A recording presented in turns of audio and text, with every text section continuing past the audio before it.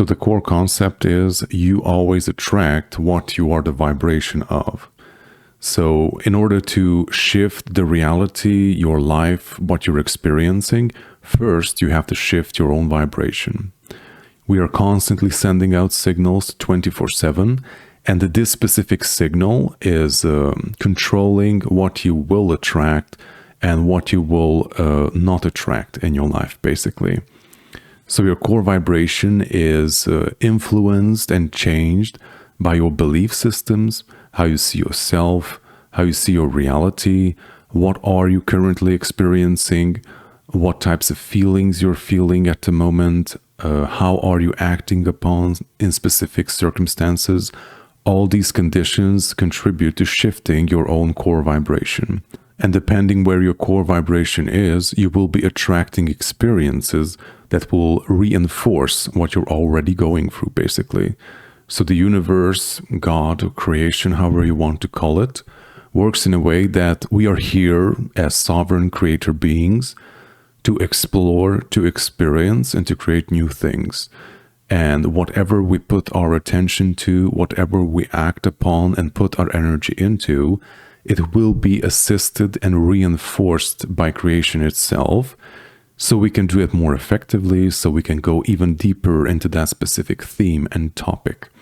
But from time to time, we realize that the direction that we were heading in, or what we've been experiencing so far, is maybe not representative of what we want at the current moment, and so we will want to move out of it. But if the universe is always reinforcing where you are and what you're experiencing, then how can you get out of it? But sometimes it can be very difficult because you have entrenched yourself so deeply in that specific way of life or way of being that it may seem hopeless or impossible to move into something else. And in this case, I'm going to refer to the symbol of yin and yang. I believe everyone is familiar with it. So it has a dark and light side to it, which are in balance and they're constantly rotating. But okay, what if I was stuck for quite some time in the dark side of things, then what can you do? But if you observe closely the symbol, the dark and the light side, each one of them have a little doorway that leads into the other end of the spectrum. So regardless of for how long you've been experiencing or exploring a specific theme, there is always an opportunity, there is always a doorway for you to move into something else and to explore something else. Because if that doorway would not exist, then everything would be stagnation. And that's not what creation is all about. But in order to move into something else, first you have to shift your own vibration. And in order to do that, I'm going to illustrate with the belief system of lack, being a lack mentality, not having enough. And of course, the remedy for that would be being in abundance and having everything that you need. But sometimes, especially if you have reinforced that specific belief system very deeply, it is almost impossible to shift your vibration to the other end of the spectrum. So in this case, you can go with the transitional phase or a transitional vibration, which in this case will be gratitude. So gratitude as your friend is a great in-betweener vibration in many cases, because there's always something that you can be grateful of.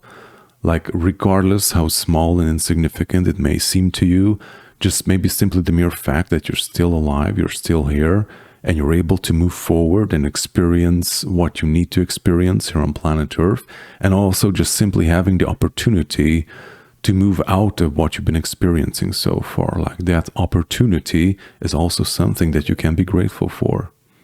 And as you're slowly shifting into gratitude vibration, you're slowly shifting your core vibration as well, which in return will assist you in attracting more experiences that will reinforce your gratitude state of mentality.